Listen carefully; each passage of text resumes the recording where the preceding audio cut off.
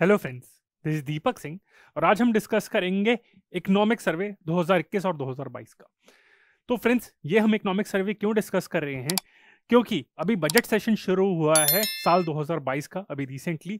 तो budget session जैसे ही शुरू हुआ है तो पार्लियामेंट में इकोनॉमिक सर्वे टेबल करा जाता है। यही सीक्वेंस होती है कि पहले प्रेसिडेंट का जॉइंट एड्रेस होता है, फिर इकोनॉमिक सर्वे टेबल करा जाता है, फिर उसके एक आध दिन बाद आपका बजट टेबल करा जाता है।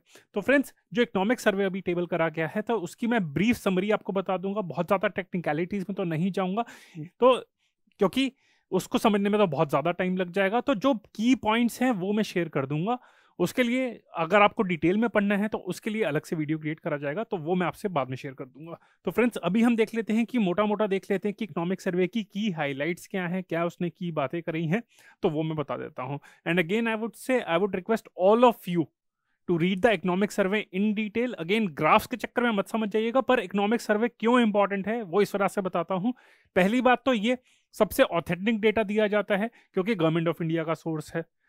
दूसरी चीज ये कि इसमें सारी डायमेंशंस कवर होती हैं। आपका फाइनेंस का एस्पेक्ट तो कवर होता ही है, पर कुछ चैप्टर आपके क्लाइमेट चेंज के होते हैं, सोशल इश्यूज के होते हैं, तो वो सब भी कवर होते हैं, तो वहां पे उसके लिए हेल्प करेगा। तीसरा, प्रीलिम्स के लिए इसमें से डायरेक्ट कुछ क्वेश्चन बन सकता है फैक्ट्स के रिलेटेड, तो वो आपसे होता है। चौथा चीज ये होती है कि आपका मेंस के लिए काफी बार देखा गया है कि डायरेक्ट क्वेश्चन पूछा गया इकोनॉमिक सर्वे में। अभी मेंस में आपका वी शेप रिकवरी के ऊपर क्वेश्चन दिया गया था, फिर आपका डिलेमास के एथिकल डायलेमास के ऊपर क्वेश्चन हुआ था, वो तो लाइव्स वर्सेस लाइवलीहुड के ऊपर था। वी शेप रिकवरी के ऊपर भी इकोनॉमिक सर्वे ने मेंशन करा था, तो जो प्रीलिम्स और मेंस आपके 2021 में पूछे गए थे, तो ये एक्सपेक्टेड है कि इस साल भी कुछ ना कुछ क्वेश्चन पूछे जाएंगे। और पांचवा, ये इकोनॉमिक सर्वे में कभी कभार वो एडिशनल कुछ और चीजों के बारे में भी बात करता है, कुछ ज्यादा फिलोसफिकल हो जाते हैं, ज्ञानी हो जाते हैं, तो उसमें भी कुछ वहाँ पे चीजें पे शेयर करता है, तो हो सकता है उसके ऊपर कुछ क्वेश्चन पूछ लिया जाए। या फिर इकोनॉमिक सर्वे में कोट्स भी इंक्लूड करे जाते हैं, कोटेशंस, तो हो सकता है उसको डायरेक्टली पूछा जा सकता है। तो I would request all of you to go through the economic survey, पर अगर आपके पास टाइम नहीं है तो ये वीडियो आप देख लीजिए। Again, I will be covering in 3C approach. Contemporary तो है ही, कॉम्प्रहेंसिव मतलब सारी डायमेंशंस कवर कर दूंगा, और कंसाइज वे में। तो फ्रेंड्स, 10-15 मिनट में मैं आपका लेक्चर कवर करा देता हूँ। तो मैंने आपको जैसे बताया था कि हमारी फाइनेंस मिनिस्टर जो हैं निर्मला सीतारमन, तो उन्होंने अब इकोनॉमिक सर्वे टेबल करा है पार्लियामेंट में। अब इसके क्या क्या सब हेडिंग्स है, जैसे स्टेट ऑफ द इकोनॉमी का चैप्टर है, उसके बारे में देख लेते हैं। वो क्या कहता है कि Indian economy is estimated to grow by 9.2% in real terms in 2021-22 as per first advance estimate, subsequent to a contraction of 7.3% in 2020-21। तो 7.3% की कॉन्ट्रैक्शन हुई थी 2020-2021 के फाइनेंशियल ईयर में, but instead of contraction now it is expected to grow by 9.2% in real terms. GDP is projected to grow by 8 to 8.5% in real terms in 2022-23। तो ये तो 2021-22 का था कि 9.2% का था, और 2022-23 की बात करें तो इकोनॉमिक सर्वे ने उसकी भी प्रोजेक्शन लगाई है कि 8 to 8.5% है। और ये जो प्रोजेक्शन इकोनॉमिक सर्वे के, ऐसा नहीं कि हवा में बात कर दे कि गवर्नमेंट ने उसमें शेयर करा है data, but these projections are comparable with the World Bank and Asian Development Bank's latest forecast of real GDP growth of 8.7% and 7.5% respectively for 2022-23। तो जो आपका वर्ल्ड बैंक ने प्रोजेक्ट करा है 8.7% और एशियन डेवलपमेंट बैंक ने प्रोजेक्ट करा है 7.5% इन 2022-23, तो उसी के लाइन पे इकोनॉमिक सर्वे ने जो इंडिया का है उसने प्रोजेक्ट करा है 8 to 8.5% है आपका। फिर अगर आईएमएफ की latest World Economic Outlook projection की अगर बात करें तो India real GDP is projected to grow at 9% in 2021-22 and 22-23 and at 7.1% in 2023-24, which would make India the fastest growing economy in the world for all 3 years। तो ये आपका IMF का latest World economic outlet projection है। तो अगले 3 साल में, जो अभी 3 साल हैं, उसमें इंडिया फास्टेस्ट ग्रोइंग इकोनॉमी होगी। Agriculture and allied sectors are expected to grow by 3.9%, यानी कि around 4%, industry by 11.8%, around 12%, and services sector by 8.2% in 2021-22। तो 2021-22 में अगर हम 3 मेजर सेक्टर देखें, आपके एग्रीकल्चर हो गया, सर्विसेज हो गया और आपका इंडस्ट्री हो गया, तो उसमें देखा जाए तो एग्रीकल्चर आपका लोएस्ट है, 3.9% की ग्रोथ पे आपका ग्रो करेगा। इंडस्ट्री आपका सबसे हाईएस्ट है 11.8% एंड सर्विसेज 8.2 है। यहाँ पे एमसीक्यू एक बन सकता है कि सबसे ज्यादा एक्सपेक्टेड कौन सा था अकॉर्डिंग टू इकोनॉमिक सर्वे। हो सकता है most of the people will go for services, but correct answer is 11.8%।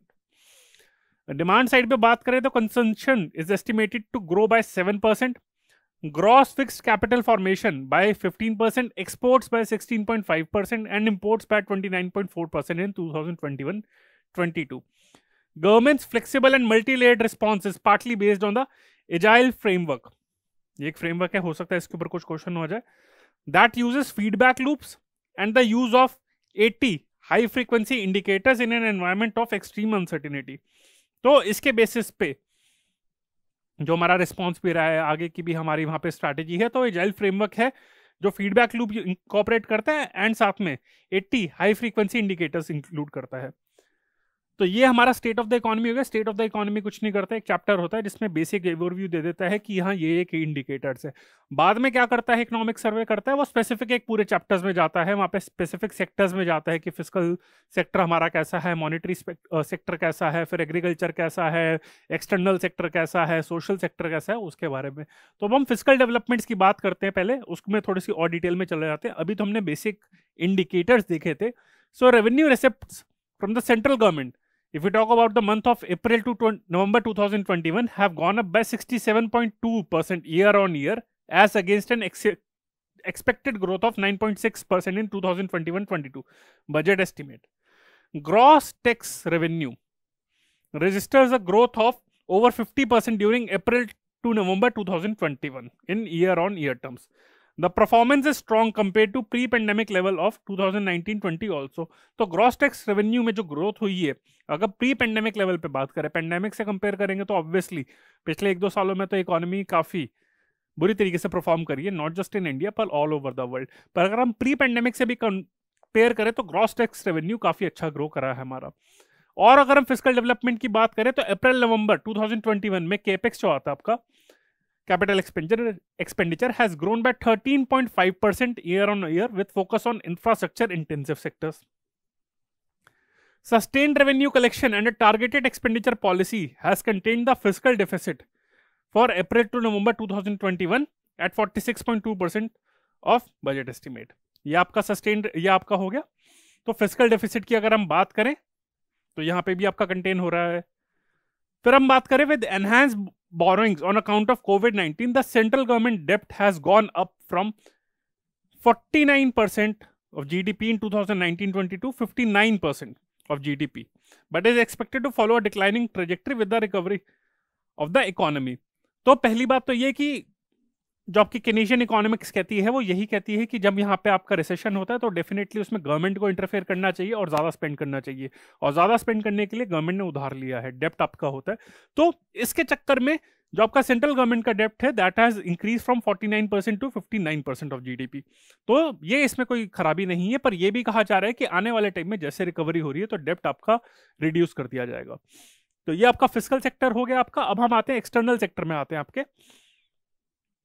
कि there was significant pickup in net services with both receipts and payments crossing the pre-pandemic level despite weak tourism revenue. तो net services में अगर बात करें रिसेप्ट और payment तो वो आपकी प्री पेंडेमिक लेवल में पहुंच गई इन स्पाइट ऑफ टूरिज्म, जो आपका सेक्टर है सबसे वर्स्ट अफेक्टेड आपका सेक्टर रहा है पेंडेमिक के टाइम पे.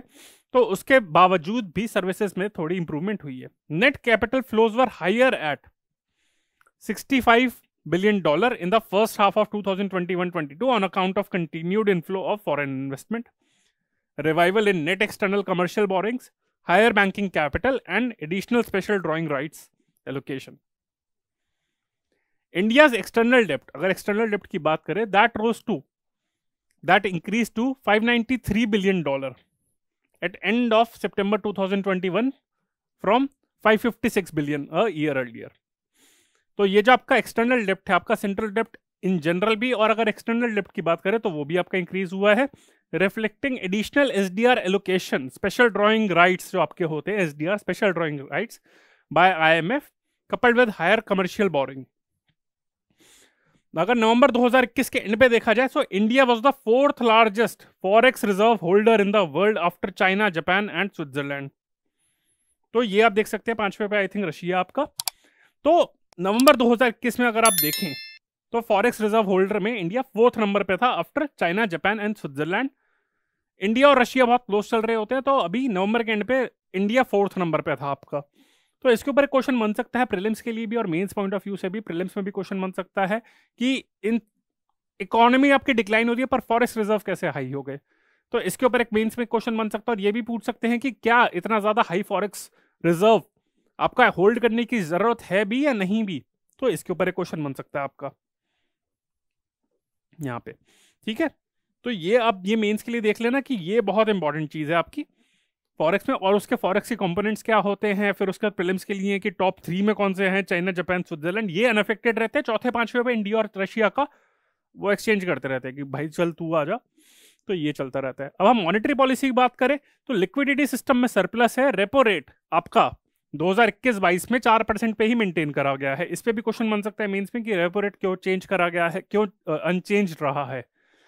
RBI also undertook various measures such as government security acquisition, GSEC जिसे कहते हैं हम, government security acquisition program and special long term repo operations to provide further liquidity। तो ये आपका हो गया। रेपो रेट आपका 4% पे ही रहा है, तो इसमें भी आपका क्वेश्चन बन सकता है। मॉनेटरी पॉलिसी हो गया। मॉनेटरी पॉलिसी के साथ साथ मॉनेटरी सेक्टर का जो की कंपोनेंट होता है आपका फाइनेंशियल इंटरमीडिएरीज आपके होते हैं, और उसमें बैंक्स आपका सबसे मेजर सेक्टर होता है। नॉन बैंकिंग फाइनेंशियल इंस्टीट्यूशंस भी होते हैं, NBFCs वगैरह भी, उसके बारे में हम बाद में कभी देखेंगे। तो बैंक्स की अगर बात करें तो gross non performing advance ratio of scheduled commercial bank decline from 11.2% at the end of 2017-18 to 6.9% at the end of September 2021। तो ये बहुत अच्छा नंबर है कि आपका जो नॉन परफॉर्मिंग एडवांस रेशियो है, आपका एडवांसेस रेशियो आपका नॉन परफॉर्मिंग आपका जो होता है, तो उसमें नेट, ये तो ग्रॉस की बात करी थी हमने वैसे आपकी, अगर हम नेट की बात करें तो net non performing advance ratio decline from 6% to 2.2% during the same period, 2017-18 से लेकर 21 तक। इस तरीके के भी क्वेश्चन पूछ सकते हो प्रीलिम्स में कि 2 ईयर्स का कंपैरिजन दे सकते हैं और उसमें पूछ सकते हैं कि आपका एनपीए, आपका जो एनपीए का जो रेशियो है वो कितना डिक्लाइन हुआ। Capital to risk weighted asset ratio of scheduled commercial bank continued to increase from 13% in 2013-14 to 16.5% at the end of September 2021। ये आपका बैंक्स का सिस्टम है। अब हम कैपिटल मार्केट में आ जाते हैं, आपके स्टॉक एक्सचेंज में आपके, उसमें अगर बात करें तो 89,066 करोड़ या फिर 89,000 की अगर बात करें। फ्रेंड्स एक और चीज मैं कहना चाहूंगा कि इन फिगर्स में मत ज्यादा पढ़ना, जैसे 89,666 करोड़ है उस पर बिल्कुल मत जाइए, 89,000 याद कर लीजिए या फिर 90,000। ऐसा नहीं कि एग्जैक्ट क्वेश्चन पूछेंगे कि 89,000 है 90,000 है, एक रफ आइडिया देने के लिए बात होती है। तो around 90,000 crore was raised via 75 initial public offering, IPO के बारे में अगर हम बात करें, issues in April November 2021 which is much higher than any year in the last decade. तो आप देख सकते हैं कि कितना सारा पैसा आपका रेस करा गया था। पेटीएम ने भी अपनी IPO इशू करी थी, काफी सब आपके जोमेटो ने इशू करी थी, तो उन IPOs के इशू करने से काफी ज्यादा पैसा रेस करा गया था, तो वो एक रिकॉर्ड था अपने आप में। सेंसेक्स हो गया आपका और निफ्टी हो गया आपका, निफ्टी हो गया NSE का हो गया, नेशनल स्टॉक एक्सचेंज का हो गया, सेंसेक्स हो गया आपका BSE का हो गया। तो that scaled up to touch peak. वैसे मैं सेंसेक्स का जैसी बात कर रहा था तो मैं बोलने वाला था BSE के बाद BSE का बच्चन बोलने वाला था। थोड़े दिन पहले मैं स्कैम 1992 देख रहा था, हर्षद मेहता वाला सीजन, तो वहां से तो वो मुझे ध्यान आ रहा था। वैसे काफी अच्छा है, आई वुड रिकमेंड दैट। तो that scaled up to touch peak at 61,766 आपका सेंसेक्स टच करा था, और निफ्टी आपका टच करा था 18,477 पे अक्टूबर 18, 2021 में। अब ये देख सकते हैं कि 61,766 पे आपका सेंसेक्स टच कर गया था अक्टूबर 18, 2021 को, ऑल्दो अभी इस टाइम पे डिक्लाइन पे चल रहा है। और जब मैं वैसे 99 वो स्कैम देख रहा था आपका 1991 1992 के आसपास, तब 2000-3000 चलता था उस टाइम पे आपका टच करता था इंडेक्स। तो ये कैपिटल मार्केट का है, ऑब्वियसली उससे तो काफी हायर हो गया, लेकिन पिछले कुछ सालों में भी आपका सेंसेक्स काफी हायर है इन स्पाइट ऑफ आपका इकोनॉमिक आपका रिसेशन के आने के चक्कर में। अब इन्फ्लेशन की बात करें, प्राइस की बात करें, महंगाई की बात करें, तो CPI होता है आपका कंज्यूमर प्राइस इंडेक्स, WPI आपका होता है होलसेल प्राइस इंडेक्स। अब उसके बारे में बात करें, CPI आपका मेनली रिटेल इन्फ्लेशन होता है, WPI से हमारा कम मतलब होता है। तो average headline CPI combined inflation moderated to 5.2% in 2021-22 in the month of April-December from 6.6% in the corresponding period। तो आपका यानी कि इन्फ्लेशन डिक्लाइन हुआ है, और ये जो रिटेल इन्फ्लेशन का जो डिक्लाइन हुआ है वो मेनली आपका फूड इन्फ्लेशन का डिक्लाइन हुआ है, यानी कि महंगाई, जो सब्जी फ्रूट्स वगैरह इन सब में जो आपकी महंगाई कम हुई है उसकी वजह से ओवरऑल आपका CPI डिक्लाइन हुआ है। Reduction in central excise and subsequent cuts in value added tax by most states also helped in easing petrol and diesel prices. तो यही कहा गया कि सेंट्रल एक्साइज का जो है आपका साथ में वैल्यू एडेड टैक्स जो आपकी काफी सारी स्टेट्स ने आपका रिड्यूस करा है, उसकी वजह से पेट्रोल और डीजल के प्राइसेस भी आपके कम हुए हैं। Wholesale inflation based on wholesale price index rose to 12.5% during 2021-22। अब इन दोनों में डाइवर्जेंस क्या होगा कि सीपीआई आपका डिक्लाइन हो रहा है, डब्ल्यूपीआई इंक्रीज हो रहा है, वो हम अलग से पढ़ेंगे। तो ये आपका हो गया इन्फ्लेशन हो गया। अब हम सोशल इश्यूज की बात करें तो सोशल इश्यूज में काफी सारी चीजें आ जाती हैं आपकी। तो अगर हम क्वार्टरली अनएम्प्लॉयमेंट की बात करें तो periodic labour force survey PFLS, अगर उसका मार्च 2021 का डेटा देखें तो employment in urban sector affected by pandemic has recovered almost to the pre pandemic level. According to employees provident fund organisation EPFO का डेटा, फॉर्मलाइजेशन ऑफ जॉब्स, जो आपका formal informal sector होता है, तो आपका सेकेंड वेव कोविड वेव में भी आपका फॉर्मलाइजेशन ऑफ जॉब हो रहा है, यानी कि पक्की नौकरी आपकी हो रही थी। Expenditure on social services, health, education and others by center and state as a proportion of GDP increased from 6.2% in 2014-15 to 8.6% in 2021-22। ये दिखाना था कि जब बीजेपी आई थी आपकी सरकार आपकी सेंटर पे, और अब देखिए तो देखिए कितना ज्यादा बेनिफिट हुआ है। तो हेल्थ, एजुकेशन, अदर्स, बाकी सारे जो आपकी सोशल सर्विसेज के सेक्टर है, तो सेंटर में ही नहीं स्टेट में भी आपका इंक्रीज हुआ है आपका। और साथ में अगर नेशनल फैमिली हेल्थ सर्वे के बारे में भी बात करें, वैसे इसके बारे में मैंने अलग से लेक्चर कंडक्ट करा था, फिर भी अगर देखा जाए तो उसको रिपीट कर ले। इकोनॉमिक सर्वे ने इसका डेटा इंक्लूड करा है, बहुत ज़्यादा सिग्निफिकेंट है कि total fertility rate TFR came down to 2 in 2019-21 from 2.2 in 2015-16। Infant mortality rate, under 5 mortality rate and institutional births have improved in 2019-21 over the year 2015-16। Increased allotment of funds to Mahatma Gandhi national rural आपकी MG NREGA जो scheme है आपकी national rural employment guarantee scheme to provide buffer for unorganised labour in rural areas during the movement. तो उसकी जो allotment of fund हुई थी NREGA scheme की, जो खासकर क्रिटिसाइज करा जाता है कि यूपीए गवर्नमेंट के टाइम पे लॉन्च करी गई थी, पर एनडीए गवर्नमेंट इसको कर्व करना चाहती है, पर गवर्नमेंट ने डिफेंड करा है कि पैंडेमिक के टाइम पे नरेगा स्कीम काफी क्वेश्चन प्रोवाइड करा था, जिनको अनएम्प्लॉयमेंट सफ़र कर रहे थे उनको एम्प्लॉयमेंट प्रोवाइड करी गई थी। तो इसी स्कीम का जो बेनिफिट हुआ था इसके चक्कर में इसको ज़्यादा पैसे एलोकेट करे गए हैं। अब सर्विसेज की बात करें तो gross value added of services आपका cross pre pandemic level in July September quarter of 2021-22। However GVA of contact intensive services like trade, transport, etc. still remain below pre-pandemic level. Overall service sector GVA is expected to grow by 8.2%. During the first half of 2021-22, service sector received over 16 million FDI accounting for almost 54% of the FDI inflows into India. तो ये बहुत important point है कि 2021-22 में service sector ने around जो भी FDA का इन्फ्लो हुआ था उसमें से सबसे ज्यादा आपका 54%, तो यानी कि हाफ से ज्यादा आपका सर्विस सेक्टर में आया था आपका।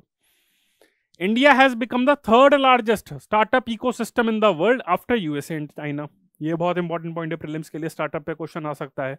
Number of new recognised startup increased to over 14,000 in 21-22 from 733 in आपका 2016-17. 44 Indian startups have achieved unicorn status in 2021, taking overall tally of unicorns to 83.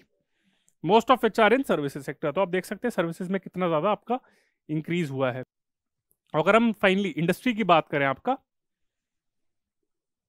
Industry हो गया, इंफ्रास्ट्रक्चर हो गया, तो index of industrial production grew at 17.4% during April November 2021 as compare to negative -15.3%। तो यानी कि contraction के एक साल पहले आपकी कॉन्ट्रैक्शन हुई थी अगर कॉरस्पॉन्डिंग ईयर की बात करें तो, और अब आपकी रिकवरी हो रही है।